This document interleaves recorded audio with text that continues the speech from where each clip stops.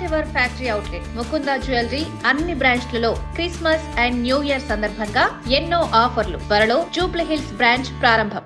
శివాజీ గారు స్టేజ్ మీద ఏది చెప్పినా అది రైట్ అన్న. ప్రజెంట్ ఎందుకు రైట్ అంటే ఆయన ఇప్పుడు ఆయన చెప్పబట్టే అది వైరల్ అయింది. నేను చెప్తే అవ్వదు.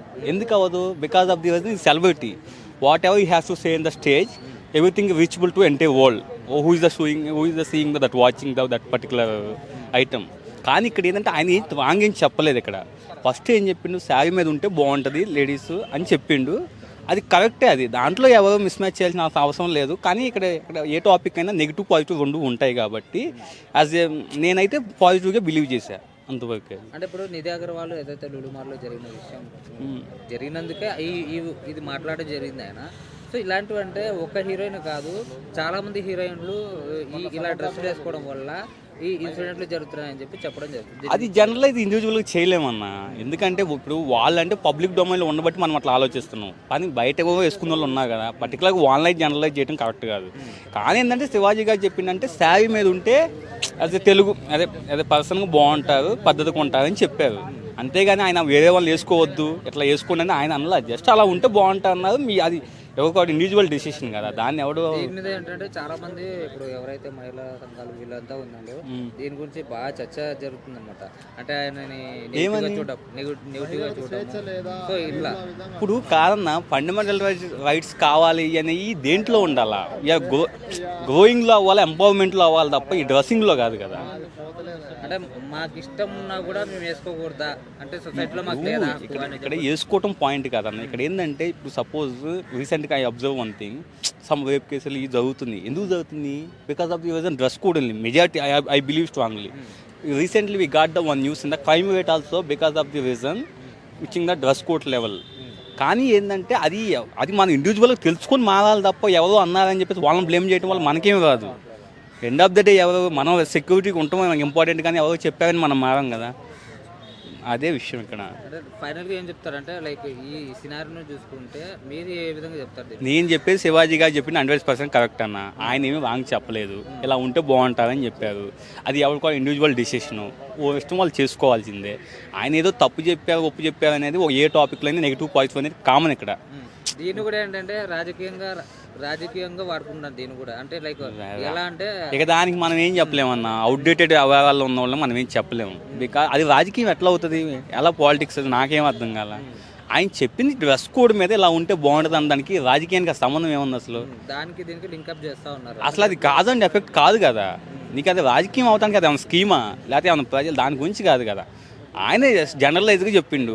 ఇప్పుడు ఇండియాలో 140 కోట్ల మంది జనాభా ఉన్నారు. అట్టని చెప్పేసి చెప్పిందంతా అందరికి ఇది అవ్వదు కదా. రాజకీయం అంటే అది కాదు కదా. దాన్ని బట్టి రాజకీయ నాయకులు దీని మీద స్పందిస్తూ ఉన్నారు అన్నమాట. ఒక్కరు ఒక్కొక్క రకంగా స్పందిస్తూ ఉన్నారు. ఇక స్పందిస్తారంటే డిపెండింగ్ ఆన్ షేరింగ్ అన్న ఓటు బ్యాంక్ బట్టి అనుకో, లేకపోతే నెగిటివ్ చేయాలనుకో, whatever it maybe many reasons ఉండదు. మనం ఒకటని జనరలైజ్ చేయలేము. Thank you.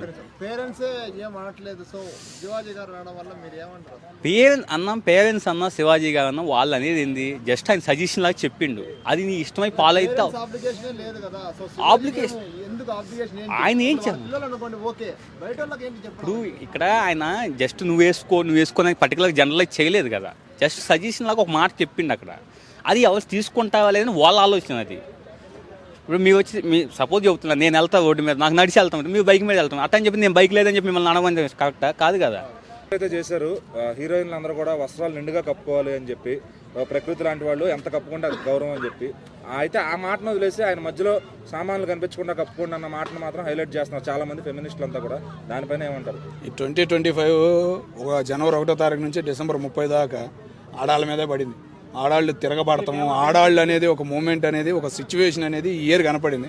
ఆ భయంతో ఆయన పాపం పాతగతాలని మర్చిపోయి ఆ డైలాగ్ వదిలింటాడు తప్ప ఆయన అట్లాంటి మంచి డైలాగ్ వదలటం అనేది ఇప్పుడు దాకా వినలేదు నేను. అంటే ఆయన అంతకుముందు మంగపతి క్యారెక్టర్ చేశాడు, అందులోనే ఉండిపోయాడని చాలా మంది అంటున్నారు. అది కరెక్ట్, అది కూడా నిజమే, అదే అనుకోవచ్చు. ఎందుకంటే ఆయన చేసిన ఈ సినిమాలు కానీ మామూలు మూమెంట్లు కానీ ఆయన దొరికినవి కానీ చాలా ఉండే. చరిత్ర అనేది ఉంది కదా, ఎవరు మర్చిపోలేదు, ఎవరు అందరికీ గుర్తుండే. కాబట్టి ఆయన చివరి ఈ మూమెంట్లో ఈ డైలాగ్ వదలడం ఏంటంటే ఈ సంవత్సరం చూస్తున్నాం ఆడవాళ్ళు లవర్స్ చంపేయడం, ఎన్నో విచిత్రమైన ఘటనలన్నీ చూసాం కాబట్టి ఆయన కొద్దిగా భయపడి ఉంటాడేమో అని అనుకుంటున్నాను నేను. అంటే ఆయన ఏదో హీరోయిన్లు అన్నాడని చెప్పి చాలా మంది వాళ్ళే హీరోయిన్లు అనుకుని చాలా మంది సోషల్ మీడియాలో ఆయన పేరు నెగిటివ్ గా మాట్లాడుతున్నారు. నెగిటివ్ మాట్లాడారా, తిట్టారా? అదే వాళ్ళ భాషలో మాట్లాడుతూ అబ్బా బాబా గ్రేట్ మరి. అంటే శివాజీ గారికి బాగానే పడి ఉంటుంది దోశ. మరి ఆయన దాకా అందిందో లేదో మరి తెలియదు ఈ దోశ విషయాలు.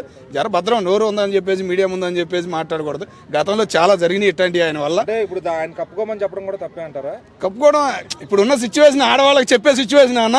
భయపడిపోతుంటే ఆడవాళ్ళకి అందరం మరి ఇప్పుడు పోయి శివాజీ గారు ఆ మాట వదలటం ఈ టైంలో అది చాలా రాంగ్. అన్న మాట్లాడిందంటే ఇంకా సహనం ఓర్పు ఉన్నట్టే. ఎవరైనా కొడతారేమో అనుకుంటున్నా నేను. మీరు చెప్పిన మాటలు ఏంటంటే ఎవరైనా కొట్టుంటారేమో అనుకుంటున్నా. మీకు ఇంకా తెలియలేదేమో. కొట్టే సీన్లు ఉండే. ఇప్పుడు ఉన్న సిచ్యువేషన్ అట్లా ఉంది. ఆడవాళ్ళ చరిత్ర అనేది అట్లా ఉంది కాబట్టి జర భద్రంగా మనమే ఉండాలి. మన దగ్గరే జాగ్రత్తగా భద్రంగా ఉండాలని నా మాట.